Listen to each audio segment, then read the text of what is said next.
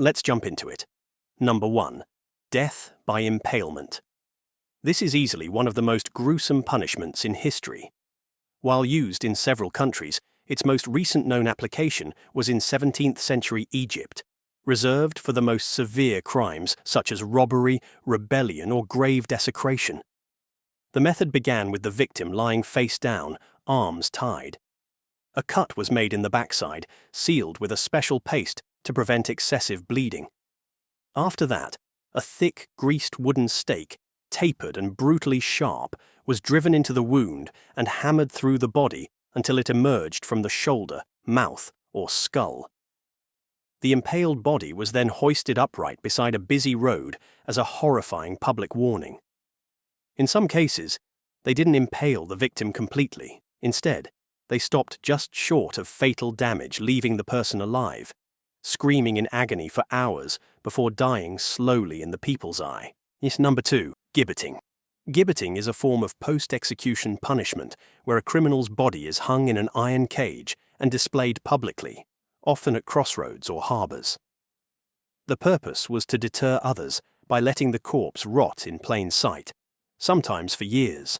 The last confirmed use of this method was in early 20th century Afghanistan, revealed in 1921 through a haunting photo published by National Geographic.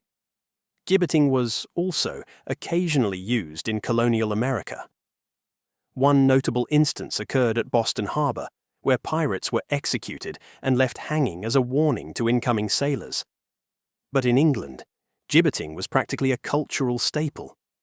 After the 1752 Murder Act, all convicted murderers were either dissected publicly or gibbeted. Over 130 documented individuals suffered this fate. The most common gibbet was an iron cage shaped tightly to the human body and hoisted 30 feet or higher. These cages were often displayed on roadsides or near water sources to ensure maximum exposure. And while the punishment targeted criminals, the public wasn't spared either. People fetching water had to endure desperate pleas from the dying, while decaying bodies were left to rot in the cages for years, sometimes over 2 decades, reeking so badly that locals couldn't sleep. Number 3. Eaten in the rat dungeon. In medieval London, one of the most terrifying punishments was reserved for the tower's darkest depths, the rat dungeon. This underground cell sat just below the river's waterline and was connected to the nearby Thames. Prisoners were chained in the darkness, and when water levels rose, rats were flushed out from their burrows and into the dungeon. The prisoner wouldn't see them coming, only hear the soft, creeping footsteps in the dark. Within minutes, dozens turned to hundreds. The rats began to bite, slowly at first. The prisoner might fend them off for a few hours, but eventually exhaustion took over. While he slept, they fed. When he woke, his body would be covered in bloody wounds. The process continued for days or even weeks. Later, the rat dungeon evolved from a torture chamber into an execution chamber. Some prisoners were simply thrown in and left to be eaten alive. Number 4. The rack torture. Another infamous torture device from the Tower of London was the rack, an instrument designed to extract confessions rather than serve justice.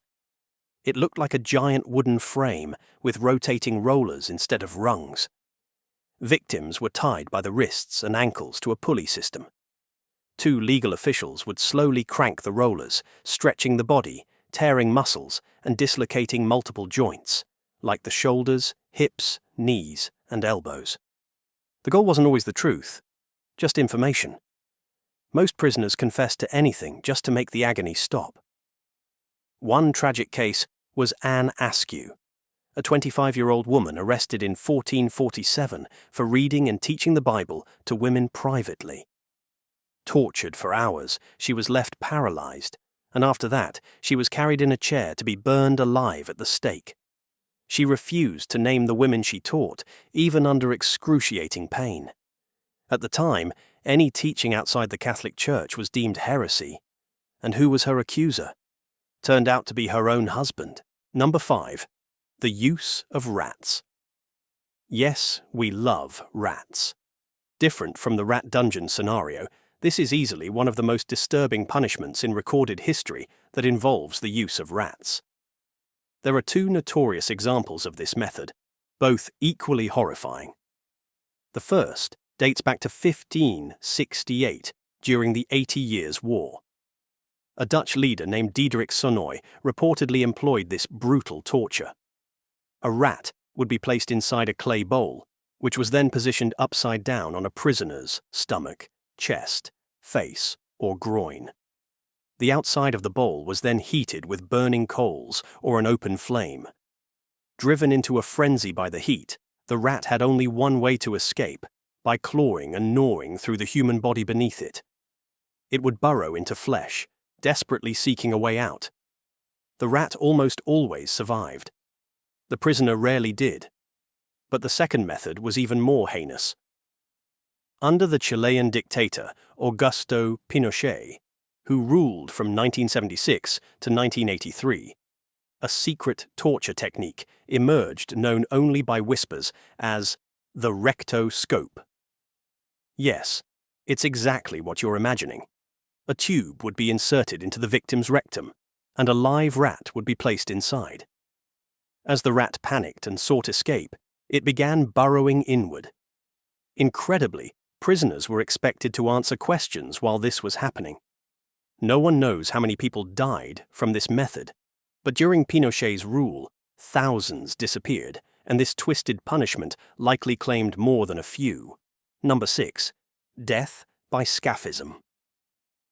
This nightmarish execution method was devised by the ancient Persian Empire for those found guilty of grave crimes such as murder. Those condemned were placed inside a wooden boat or a hollowed log lying flat on their back, with limbs sticking out through holes in the structure. They were then force-fed massive quantities of milk and honey until they vomited or suffered severe diarrhea. Their exposed skin was also coated in a sticky mixture. The boat was then pushed into a stagnant body of water where the prisoner was left to rot under the sun. But the real horror was just beginning. The mixture of excrement, milk, and honey became a magnet for flies, wasps, maggots, and rats. Insects would crawl into every opening, laying eggs as the man still clung to life. Rodents were even said to gnaw their way into the body, attracted by the stench and filth. Each day, the prisoner was force-fed again and recoated with honey to prolong the suffering. A historian named Joannes Zonaras wrote about one such execution, describing it as one of the most agonizingly drawn-out punishments ever recorded. He told of a man who survived 17 days in this hell, his face a living hive for wasps, his body teeming with worms, and his flesh rotting alive. Death, when it finally came, was a mercy. Number 7. The Oubliette. The word oubliette comes from the French verb oublier, meaning to forget. And that's exactly what it was meant for, a place to throw someone away and erase them from existence. One of the most infamous oubliettes was in the Tower of London, in a tiny room known as Little Ease. It was so small that a prisoner could neither stand, sit, nor lie down. They were forced to remain in an agonizing position in total darkness, sometimes for days on end. But perhaps more haunting was the oubliette beneath Warwick Castle. This tiny, suffocating cell, carved entirely from stone, lay deep beneath the castle's dungeon. It had only a small metal hatch for entry. Prisoners were tossed inside and left to die of thirst or starvation, often in the company of decaying corpses from previous victims. But their only company wasn't just the dead. No, these underground chambers were infested with rats, which had developed a taste for human flesh over time.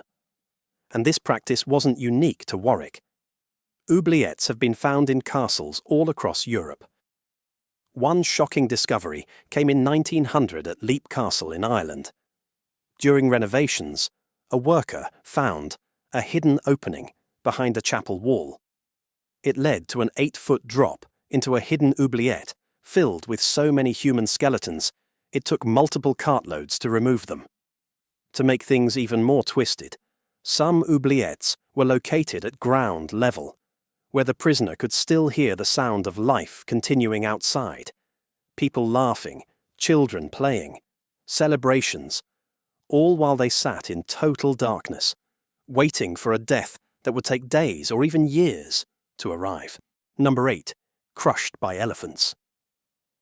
Used primarily in South and Southeast Asia, this method of execution involved trained elephants. Yes, elephants who were taught to slowly and deliberately crush a human being. Unlike a quick stomp, this wasn't about mercy or speed. No, these massive beasts were directed to drag out the agony, crushing the arms, legs, or chest one by one before delivering the final blow. Indian rulers favored this as a public spectacle, showcasing their power over life and death. Sometimes, executioners even placed sharp blades on the elephant's feet to ensure a messier display. What made it even worse? The elephant was intelligent. It knew exactly what it was doing. Some victims begged the creature for mercy, only to be crushed slowly and deliberately with each bone-splitting stomp. Travelers and historians from Europe wrote with horror about what they saw, calling it one of the most terrifying forms of public punishment ever devised. Number 9. Keelhauling. Keelhauling was a brutal naval punishment used by pirates and navies, especially the Dutch and British during the 17th and 18th centuries. The process was simple and sickening. The prisoner would be tied to a rope and dragged beneath the keel, the underside of the ship.